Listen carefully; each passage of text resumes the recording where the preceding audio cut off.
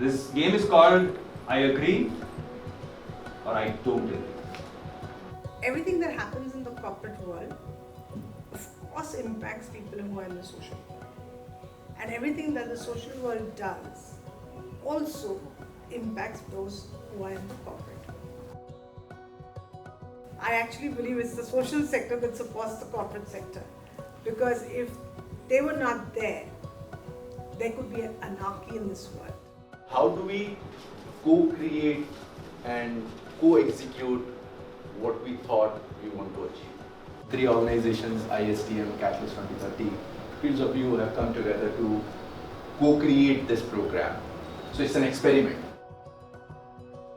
Confluence gave us an opportunity to bring together the market and the society, which is the corporate and the social purpose organizations, to look at engaging in a very, very meaningful way, which is more than just a donor and a donee relationship, which we keep telling our students and every entity that we engage with. And therefore, it was just obvious for ISDM to do this. Fields of View were the curriculum design and delivery partner for Confluence 2023. At Fields of View, we build games, simulations, and experiential tools for learning. And that's what we brought to Confluence 2023. There was a Dream City exercise, and then there was the exercise with the actor mapping, and then in actor mapping, finding our impact actor. And I think that was for me a breakthrough, because we're often thinking about the corporates and how the corporates could benefit, and we're often thinking about our focus group, our beneficiaries, and how they can benefit. But we're forgetting a larger part of the ecosystem, which are the people that don't fit into these 2 buckets. So I think that's really helped.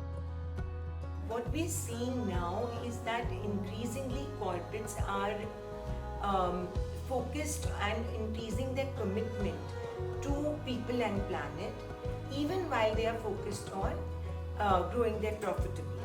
When the ideas flow and then they have an honest conversation is when they realize that they can leverage each other's expertise. So probably the corporate can, instead of just the funding part, can also give their management experience. The NGO, just not as much as looking at funding, can also be a deployment person to deploy their best practices across the country to other people and groups as well. So we already have a process that has been curated by a corporate, and that's almost aligned 10 of the SDG goals. So we are already in a compliance with that, and we are working on that.